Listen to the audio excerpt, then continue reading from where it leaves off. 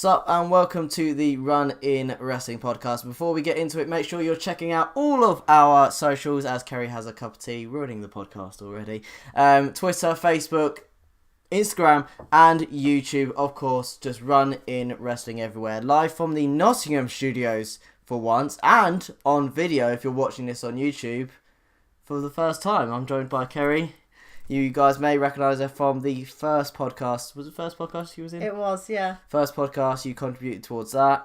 Highlights of 2018, I believe what we did for that one. 2017. And so we've got a cup of teas ready for this one. It's going to be a long one. It's not going to be a long one. Hopefully it's only going to be about 40 minutes. We're going to be talking about the top 10 superstars who we believe should be getting a title push at some point in 2018.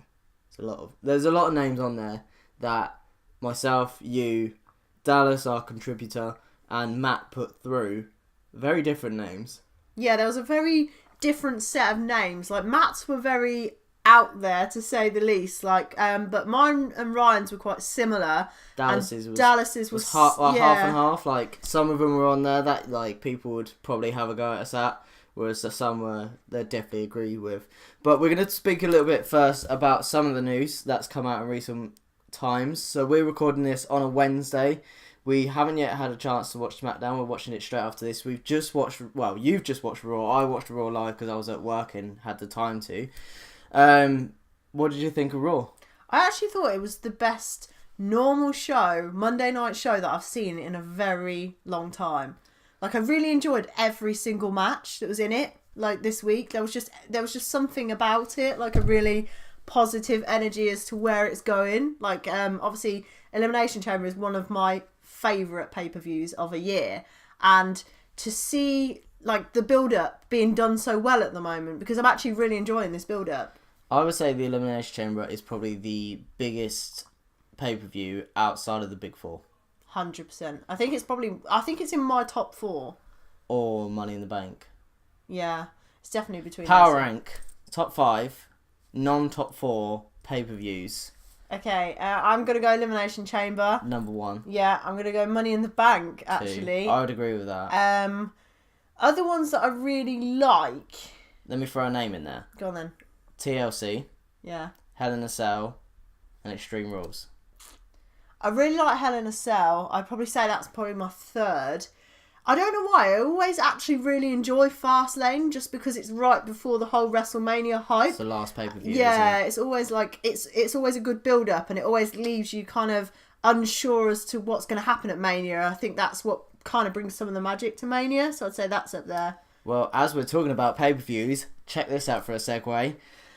There's some news that's come out as well that about WrestleMania time, sometime after, they're actually going to be doing all the pay-per-views as joint pay-per-views, and all of you know that at the moment, since the brand split, they did only the Big Four together, so that was obviously the Royal Rumble, WrestleMania, SummerSlam and Survivor Series.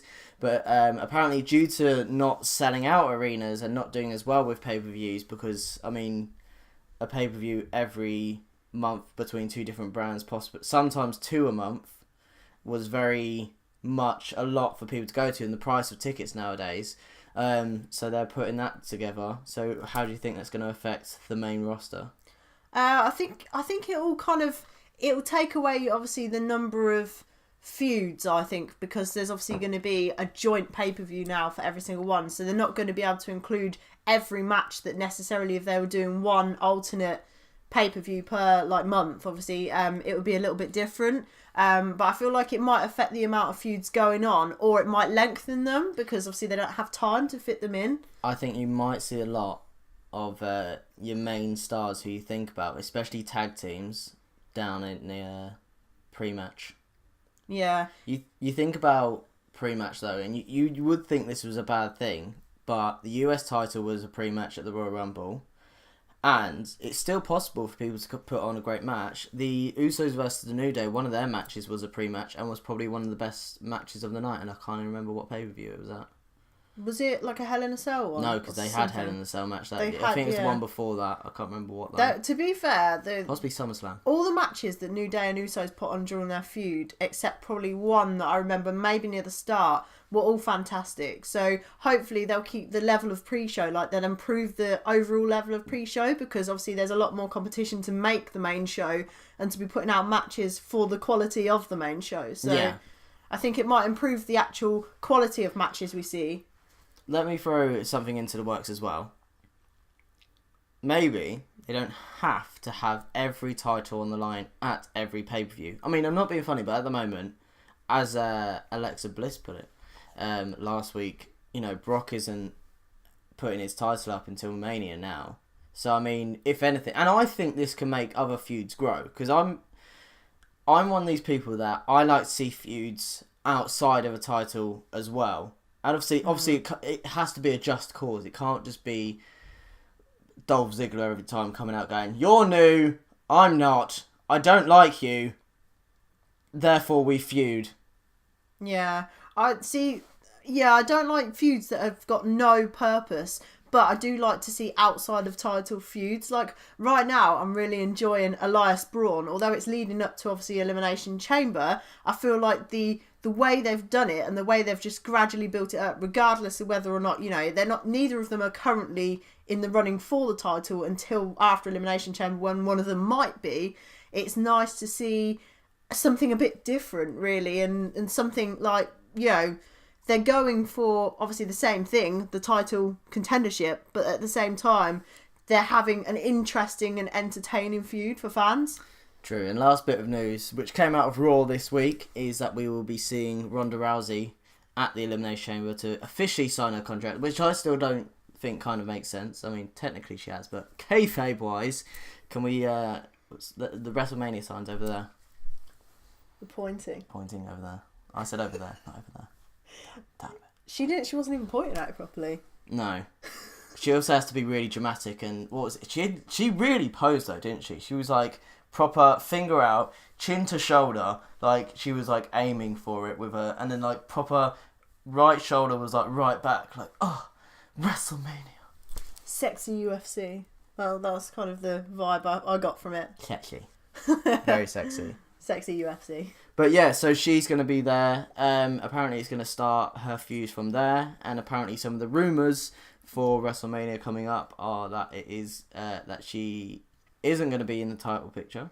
Hopefully at Mania, which I'm quite happy about to start with. Apparently it's going to be her and insert male name here, because there's quite a few people in it, versus Triple H and Stephanie McMahon. With other, and we'll come back to this in a minute, with other rumours being that Asuka technically hasn't said who she's going for, therefore apparently she could go for Charlotte, which at the moment seems likely because they're not building towards a Charlotte WrestleMania match yet. I know they've still got Fastlane, but they've still got that.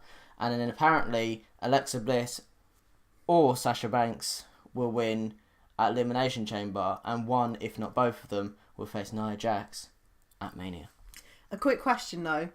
On the subject of Ronda, of course, what do you think is going to be her finisher? Is she going to go for like a Roddy Piper? It's got to be a choker in it. It's got to be a UFC move. I thought it would be a submission move. Like, I thought there was no way she wasn't going to do a submission. But there are quite a few submissions on the roster already.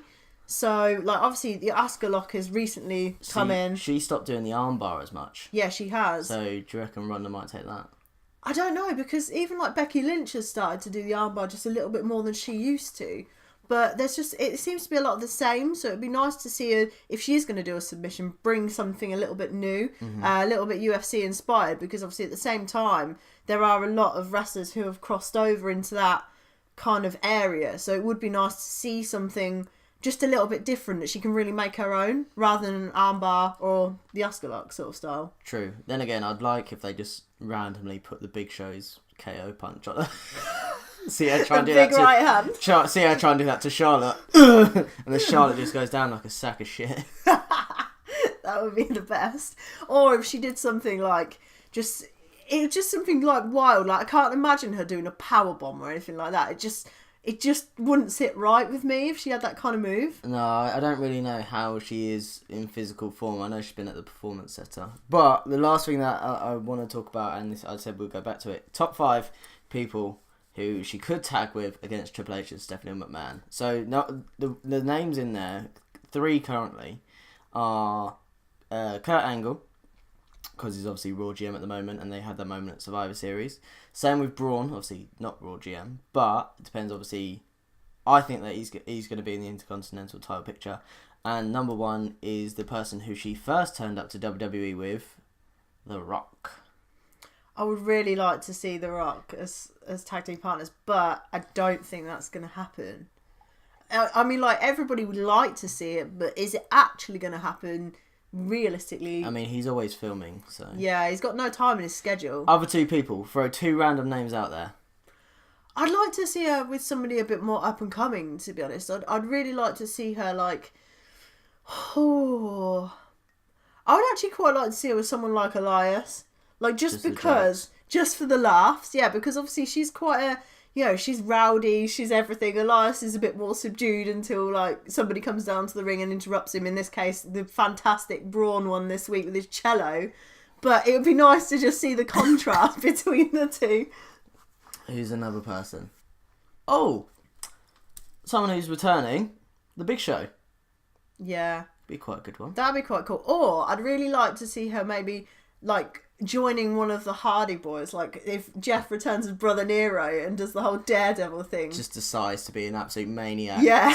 Take everyone out and go, I want to face Triple H. That would be quality. Fuck the system, I'm Brother Nero. I do what I want as Brother Nero. Right, so let's now get into what we actually have the podcast about, which is 10 wrestlers that we believe should be getting a title push this year. And at number 10, we have... Kofi Kingston. I thought you were going to go for a grand Kofi there, but yeah. You thought I was going to go well over the top of yeah. that. Nottingham! Crap! That reminded me of JoJo this week, ladies and gentlemen. Kofi Kingston. Braun Strowman. Yeah, Kofi Kingston. He, you know the reason why I think he deserves something over anything? These amazing saves in the Royal Rumble that he seems to do every single time so well. See, your opinion was Xavier Woods. Yeah, I initially thought Xavier because I think he's actually doing quite well at the minute, putting on singles matches quite well at the moment. He's really, really throwing out himself as a singles competitor, because before I thought Kofi and Big E were like the big 2 for me, and recently Xavier's kind of established himself with Big E a bit more, so actually Xavier's too busy. Yeah, he's got up, down. He's too busy recording games and stuff. Which he's really good at. I don't watch it much because he plays games that I don't really watch, but every now and then I tune in. Also, especially when he has other people in there. He's fantastic when he does a promo on his own as Kofi, well. Yeah, both of them. Oh. Like literally, Xavier more so than Kofi, which is why I think Xavier makes a better face of the New Day. Have you ever gone back and watched the moment where they realise that Kofi Kingston isn't Jamaican? I'm pretty sure it's one of the Survivor Series or something like that, and Triple H calls him out on it, and it's the funniest thing. We'll watch it afterwards. Okay. It's the funniest thing though. Yeah, so I believe that Kofi Kingston is definitely one of the biggest in the New Day. He had title push before he joined the New Day. Obviously Big E and Xavier came up through NXT, then came onto the main roster. Big E, I'm pretty sure was... I can't remember who he's with now. But Xavier Woods had like this very 80s theme. He used to put water in his afro before he come out and then would throw it up in the air like he was Triple H. So that was all great. Triple X. And also as well, if the New Day are good at the moment, they're not being pushed. They're just entertaining. And they have been since WrestleMania, really. Yeah. Like they obviously had the title push with the Usos. But the problem is do you then go back to the New Day? And if so, what do you do differently? Because I feel like we've seen a lot out of the New Day now. And yes, they can keep coming back and doing new things. But at the same time, you've now got the Bludgeon Brothers in there. You've now got Chad Gable and Shelton Benjamin. You've now got, I think, Rusev Day, I'd say, are a tag team at the moment.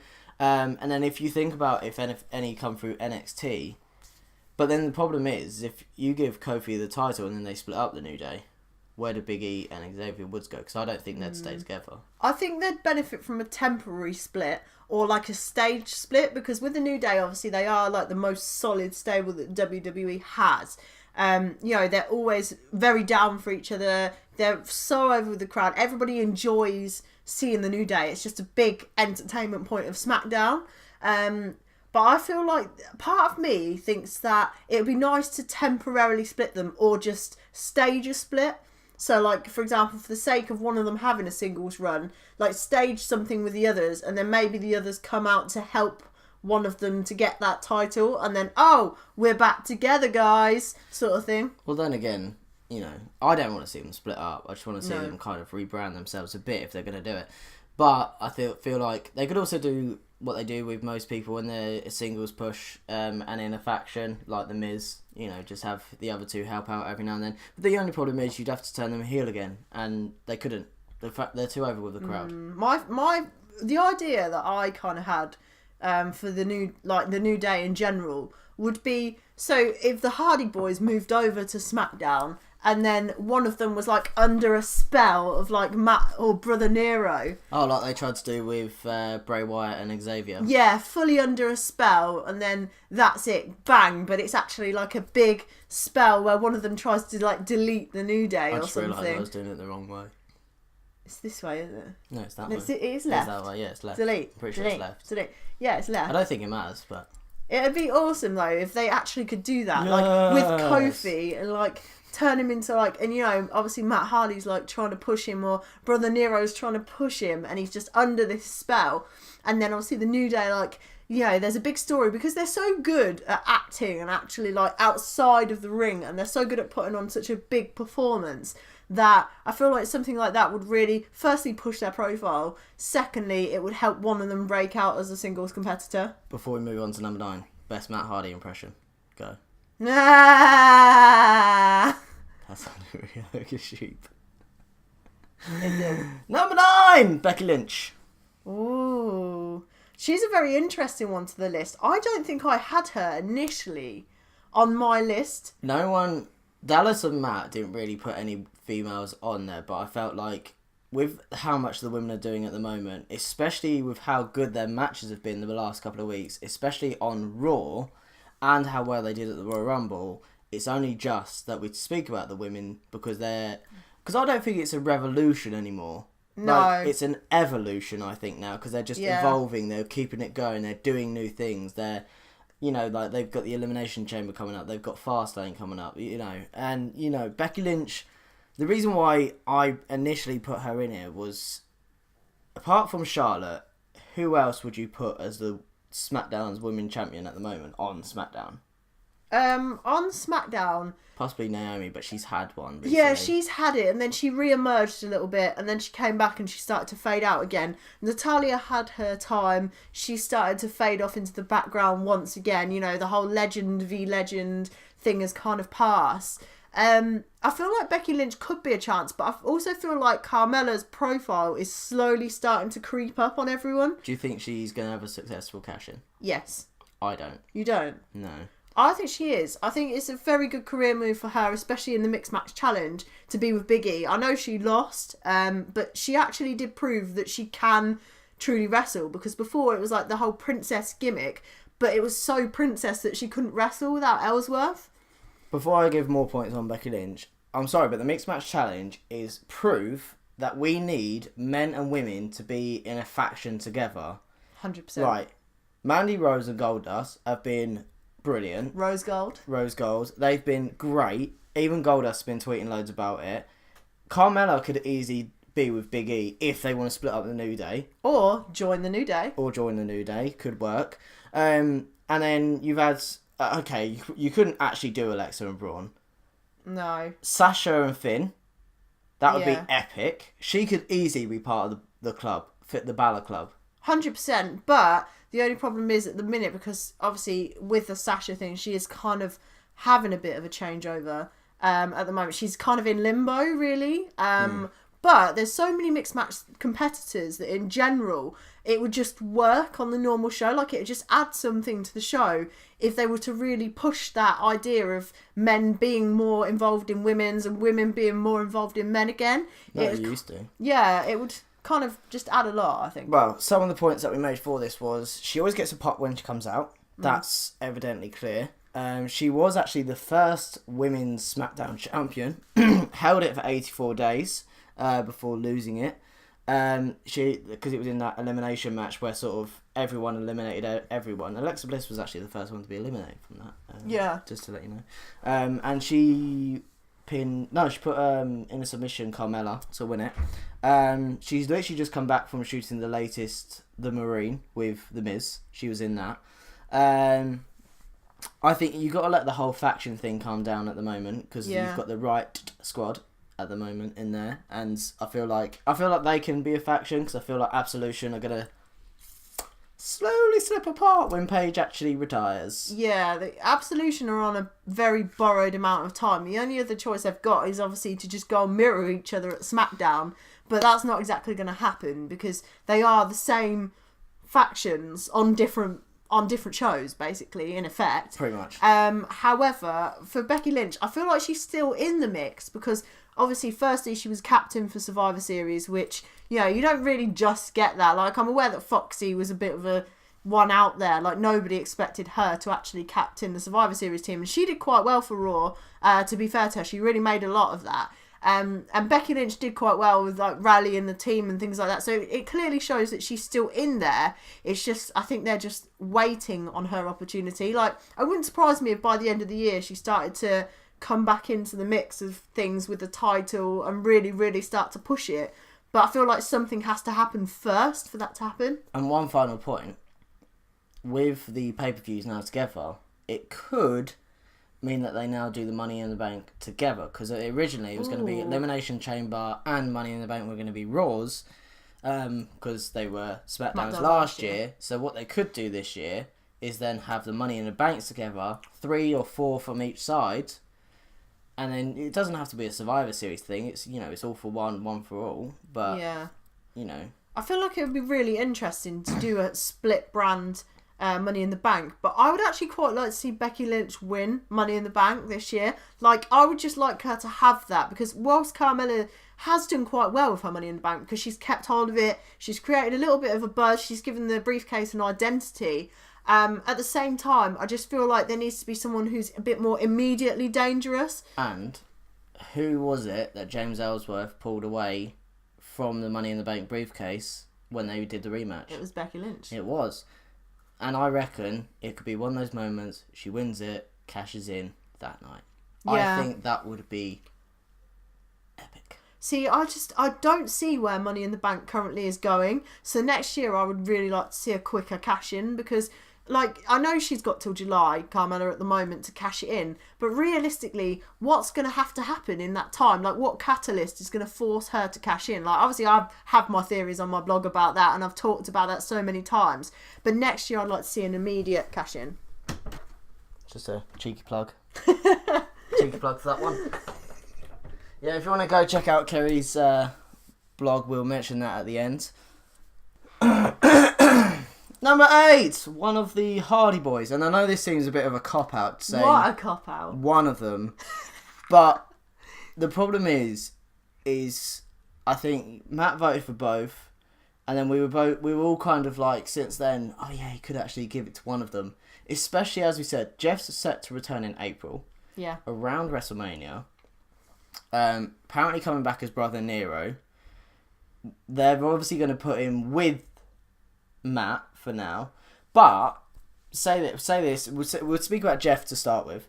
Say he doesn't come back as Brother Nero, then let them feud over the title, and then end up, and then Matt wins the title, then ends up losing it, or they lose it in a different way, triple threat, Money in the Bank, whatever, TLC match, don't really care. But then they have their own feud away from it, because this could be something that expands over 6-7 months. Then you start to turn him into Brother Nero again. Yeah, see, I feel like it's going to be a slower developing version of Bray Wyatt, Finn Balor with the whole demon. Obviously, Sister Abigail kind of thing didn't really happen because obviously Bray got sick, and then they kind of had to abandon ship with the whole, the big match of the Demon versus Sister Abigail. It actually saved Survivor Series. Yeah, it's true. So realistically, it could go on a lot longer. However, I'm going to be a bit controversial at the minute. Whilst I really, really, really wanted this whole delete gimmick to be good now, I don't feel like it's good right now. I do like Matt Hardy, and I do like the slow kind of transition, and the feud with Bray is it's keeping him there. But I feel like there's just something not there at the moment. I think that's Jeff. Probably. My thing is I feel like they're leading to a WrestleMania match between them, which is fine. It's going as it is now, but I feel like as soon as Elimination Chamber ends, they've got 6 to 8 weeks, 2 months roughly, ish, month and a half, about a month and a half, 2 months, somewhere around there, 6 to 8 weeks, we'll say, before they have a WrestleMania match. His other half, Rebby is probably going to play the piano because he's now changed his theme. That's great. Love that. Could also come out, or he could return then. But I feel like in that meantime, this is where they need to start doing the things back in the Hardy compound. Or I know they don't really have the Wyatt compound anymore ever since Orton kind of set it on fire. But I mean, he could have a new hideout somewhere. But I think it would be great if they start doing stuff away. Like Matt is at the Hardy compound just enjoying his life with his children, and then Bray shows up, or vice versa. Obviously, Bray doesn't have children in kayfabe. The only issue with that is that the House of Horrors match with Randy Orton and Bray Wyatt was probably one of the lowest points of last year. So they need to add something to it to not make it a repeat of that whole situation. It had a good premise, and it could have been Could have been. But they didn't do it well. But at the same time, right, the New Day versus Wyatt, Strowman, and Harper? Is it Harper? Rowan. One of them. Yeah, Rowan and Harper. One of the Bludgeon Brothers before they were the Bludgeon Brothers. Yeah. Where that was actually like a really good 5-10 minute thing of really dynamic, and they only did it because Impact at the time were doing the Matt Hardy thing. Do that the exact same with Bray Wyatt and Matt, possibly on a Raw, which is fine. I'm fine with them doing it on a Raw, and then they don't do it as like the final deletion. Let that be at Mania, because we know what WWE are like. They want everything to be at Mania, unless they're going to do like a backstage brawl thing. I don't know. But yeah, let the Hardys have a title push this year. I would like a title push, but ultimately, everybody's got a favourite Hardy. Which one's your favourite Hardy? See, everyone I know is going to say Jeff, but I think that's because Jeff was pushed more. Yeah. However, since returning, Matt. Wow. Because Jeff hasn't done anything. See, I think I like Jeff just because he's more of an acrobatic wrestler, and that appeals to me, yeah. But I feel like Jeff was still, even when he came back, was just missing that little something that makes him Jeff, if that makes sense. Like real Jeff, yeah. And like, don't get me wrong, the WrestleMania 33 return was the most amazing thing. Like, still gives me chills. Yeah, it still gives me chills to watch. But I just feel like there needs to be that something extra when Jeff returns to make them both kind of how good they were the first time round with the whole broken gimmick. Like, really, there just needs to be something extra there. Number 7, ladies and gentlemen. What does WWE stand for? Elias. Walk with Elias. He is probably the most over tweener at the moment. He gets the crowd hyped up with the "What does WWE stand for?" chants, and then when he says that he's going to sing, the crowd boos him, and it is fantastic. And the matches he's put on in the past year, because he's only been on the roster a year and a bit now. About a year and 3 months, or is it, or something, or 4? Something like that. But so I listened to the Edge and Christian podcast, and he was on that, and he said how he went from being the Drifter to being Elias Sampson, That was cruel. That was a cruel name to give him. because he's got a lisp, so that's a bit Eliathan, which is a bit harsh on him. That might be the reason why they got it. Might be just because it just sounds better, doesn't it? Ladies and gentlemen, Elias. And then now he's the rock star Elias, as they kind of put it. Well, he's not actually the rock star because apparently Shinsuke Nakamura is. Do you know what he is in a way? I think currently he's a better version of the last Chris Jericho that we saw in a way, with the whole scarf and everything like that. Like, don't get me wrong, really, really do love Jericho. Always love Jericho. But Elias has just got that new futuristic kind of... You can see a lot for him in store. Like, he's someone that, despite the fact that obviously he's like currently a tweener, there's a chance for him to move up, but at the same time, there's not an issue with him staying where he is.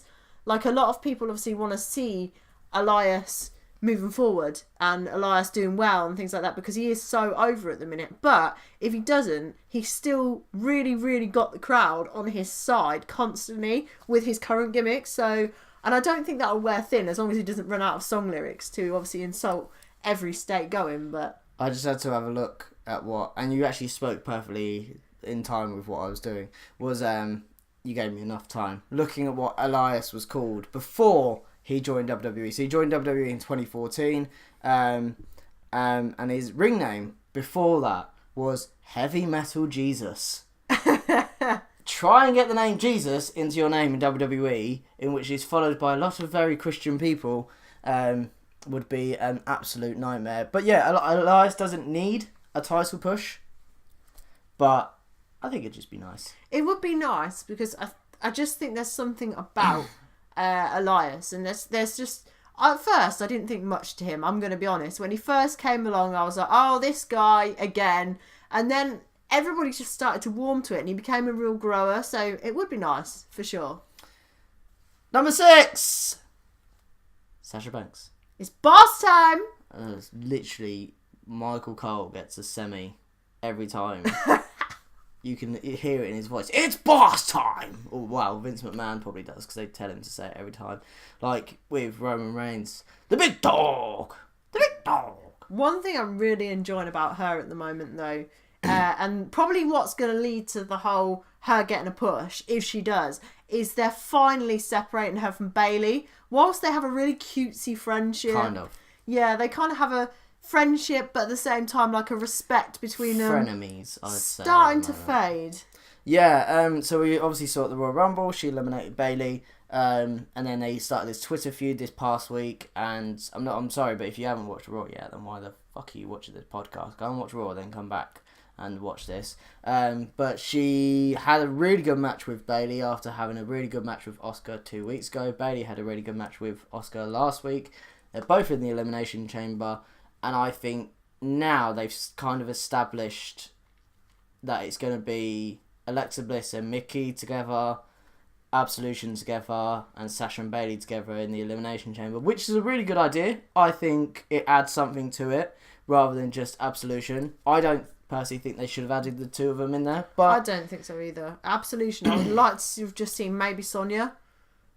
Yeah, probably Sonya out of the two, just because I think it suits her. Like the whole cage UFC style, like of Elimination Chamber, really suits her and the way she fights. But I'm not really sure how Mandy's going to get on. Paige is still going to be on the outside shouting. Yeah. Cause, yeah. But I would really like to see Absolution eliminate each other, or one of them to eliminate the other, because I feel like that's kind of simmering that they're eventually going to have to. I don't think they're going to do that, because I feel like they're probably going to do it with Mickie James and Alexa Bliss, and I feel like if they're going to do it with Sasha Banks and Bayley, that's the point in which they do it. Yeah. I feel like it's going to be Alexa Bliss or Sasha Banks in the final. One of them will win it. Yeah. But I feel like Bayley might get the pin from Sasha.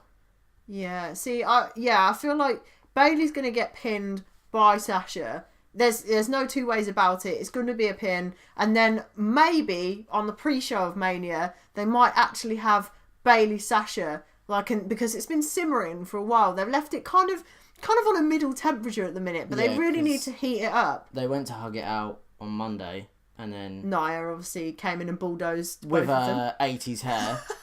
I was loving the hair. Right, I'm sorry, but this is why people can't get behind Nia, because she's meant to be a monster, but she glams herself up. You know what gets me about her? Right, so she obviously wears head to toe leather, yet she's got such thick lion mane hair. That woman must endure, like, to wrestle every week with that hair. Like, I think they should kind of unglam her a little bit. Thick AF. I was holding that for ages. Yeah, but for sure, Sasha, I really think she deserves it.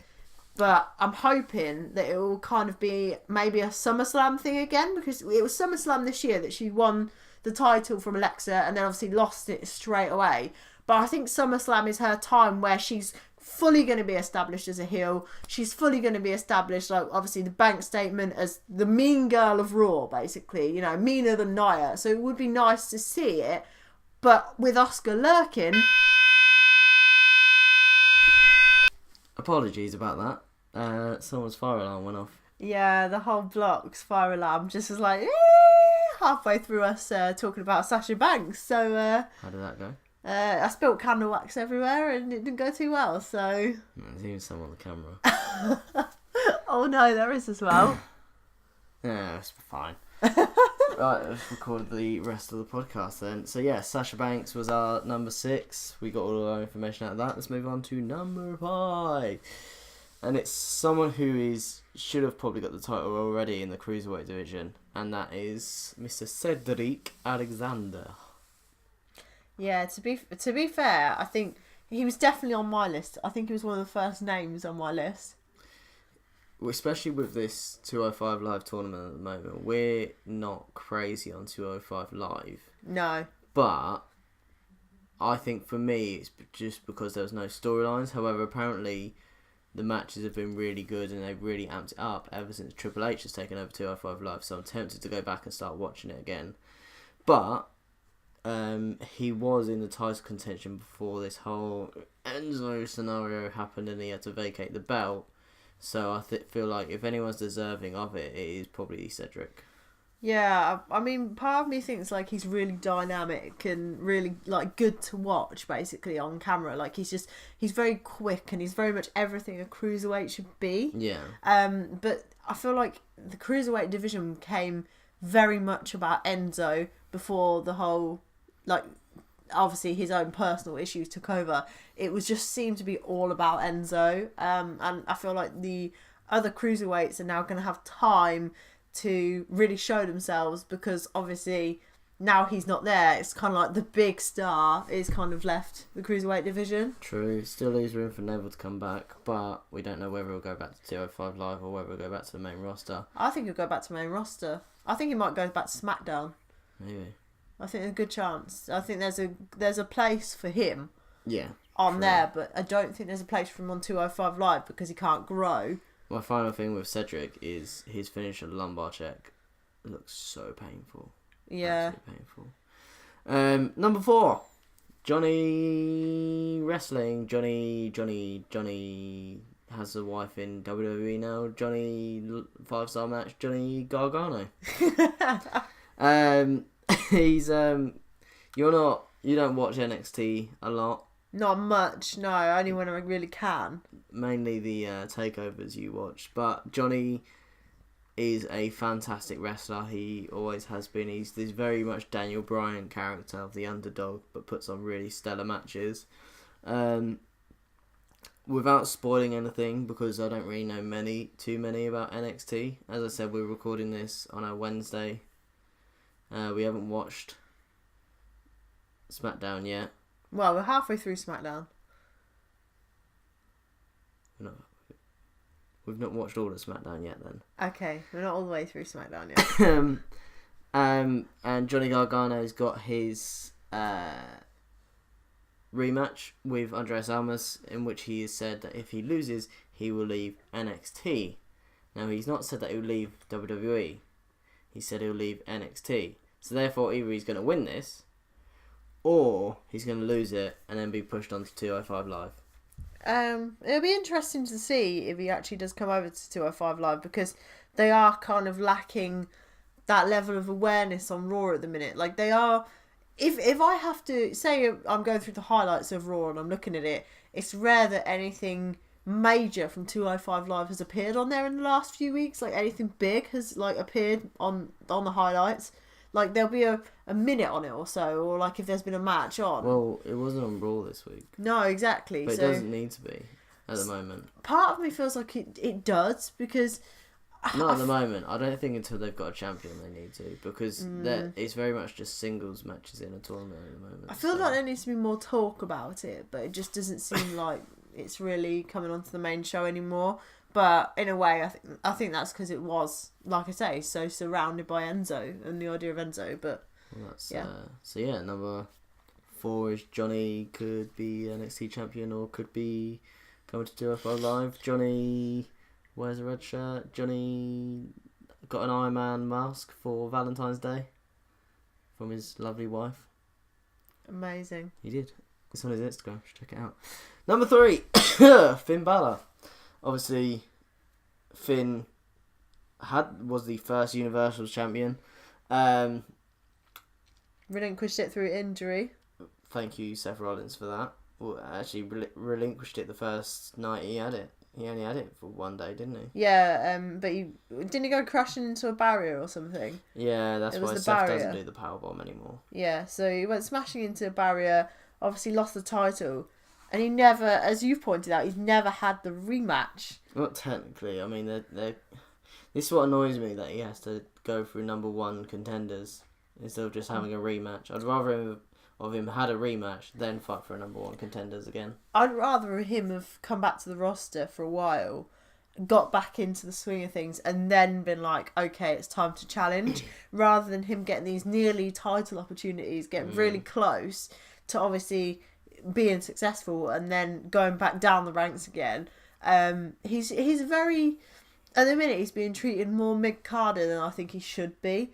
Like, I feel like he should be up there, and he should have called out that trump card of, I haven't technically had a rematch, or I haven't had another opportunity directly at the champion. No. So, even if he lost and did it... And the thing is, he's so over at the moment with Balor Club.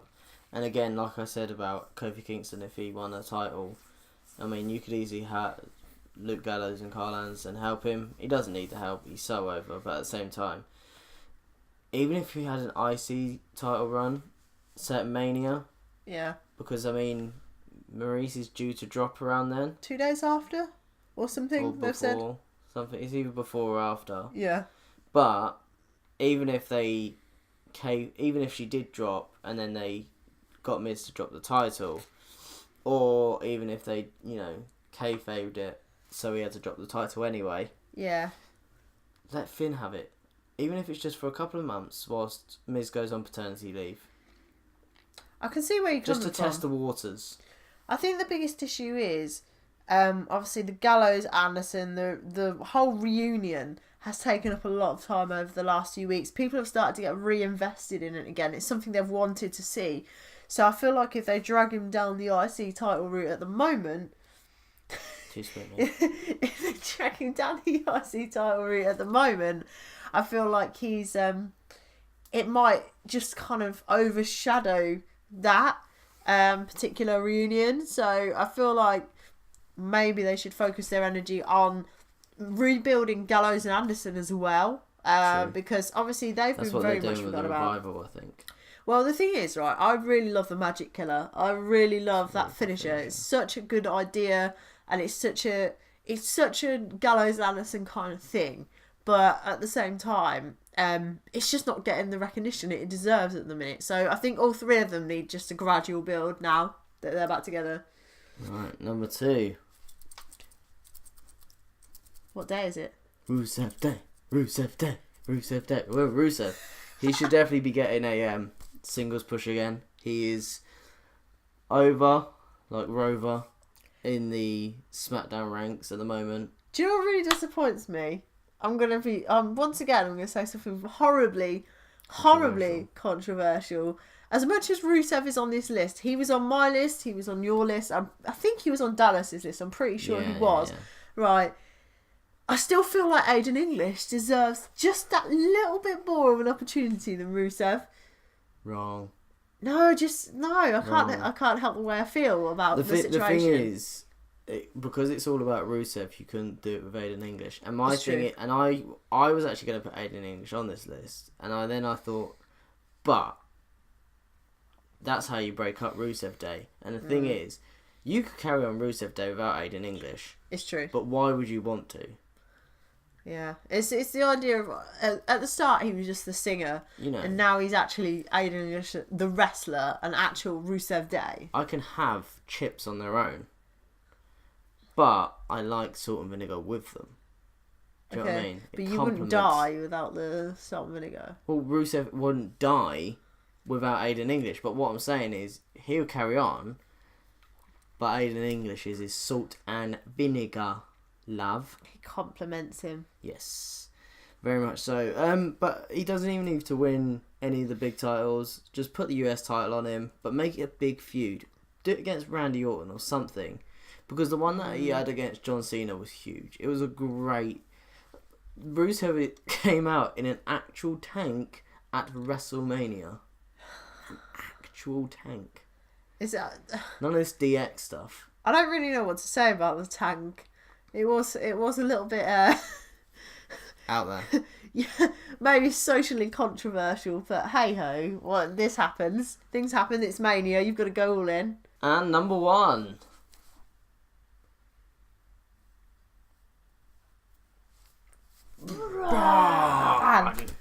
Neither of us can do it. Garbage. I still can't do his accent. I feel like if I did it, I'd wake whoever's up next to me. Probably.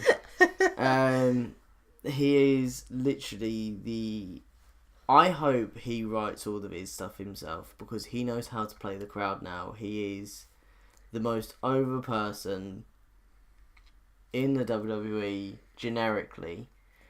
The thing is, he can't do any wrong. He really can't. He could power slam a newborn puppy, and people would probably still cheer for it.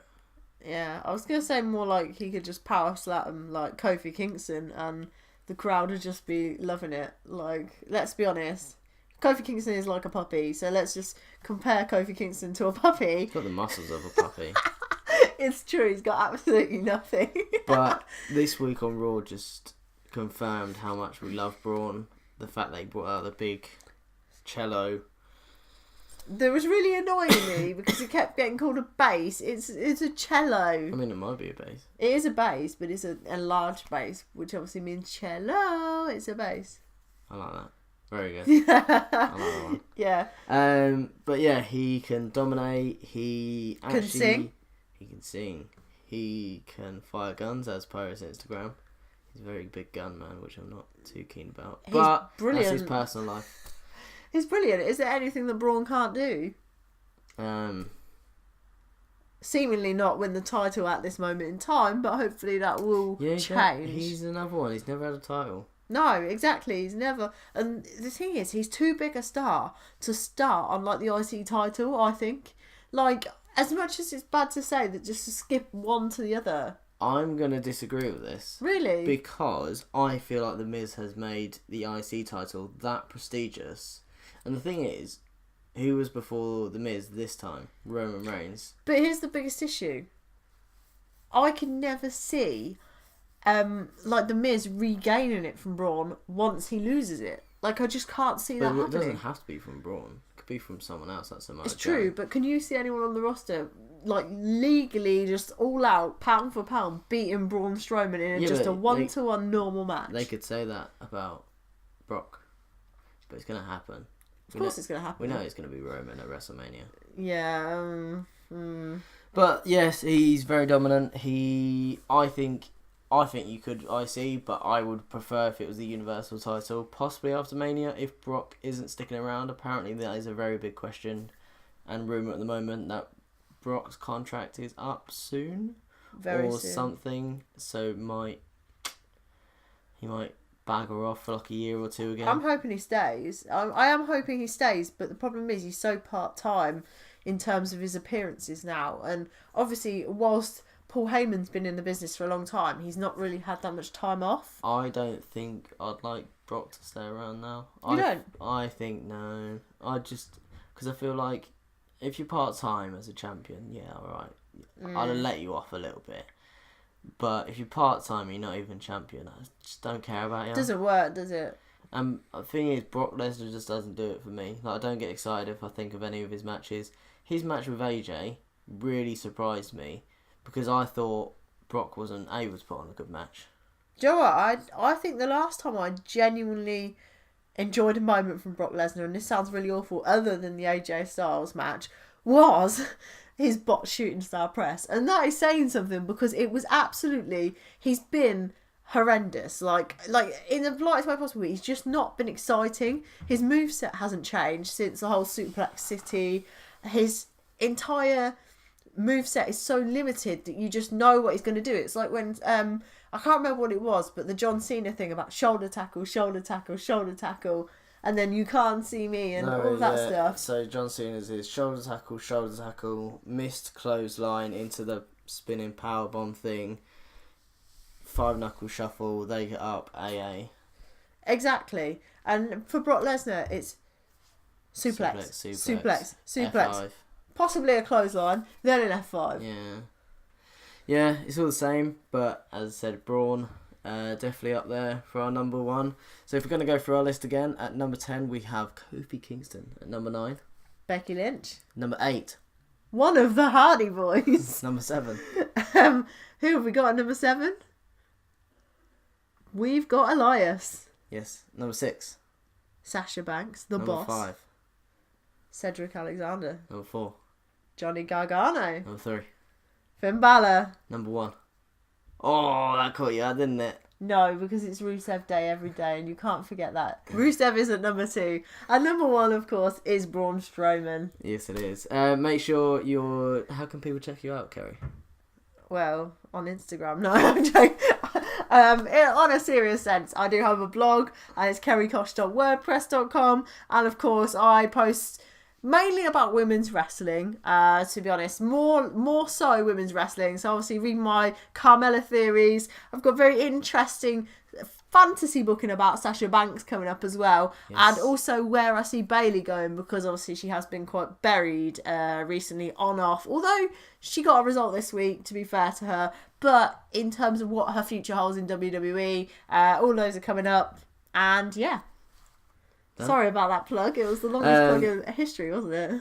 No, trust me, I've had a lot longer on some other podcasts. That will be in the description down below, 100%. Make sure you're also checking out my social media at Ryan Beak, Beake is how you spell Beak. Ryan is, if you don't know how to spell Ryan, fuck off. And also make sure you're checking out all of our socials. It's Run In Wrestling everywhere. That is Twitter, Instagram, Facebook, and of course, where you're watching this, youtube.com. I don't know why I always put the .com at the end. But why do you put the .com? I don't know. I always just say youtube.com. I think I go to say /, but the thing is they've now changed it on YouTube so that you can only have a shortened link if you have a certain amount of subscribers, which we don't as of yet. So make sure you're subscribing, make sure you're hitting that notify bell as well, so you can make sure you're getting all the zesty content that we are putting out, all the podcasts, as well as some extra content that we may put out sometime in the future. Share with your friends and what? Just quickly, while you're finishing this whole plug, you're obviously putting your title on the line against Matt at Elimination Chamber. How confident are you of this of a retain this time around? Very. Very? Yeah. Oh, that's controversial. I feel like Matt might regain it in this one. And I feel like it'll really, really annoy you. Well, the next episode is going to be the Elimination Chamber predictions. So make sure you're getting involved with that. And we are really bad at doing goodbyes on this show, so take it away. We are. So take care and come back next week, of course, for even more content. Mic drop. The click. Big tweet.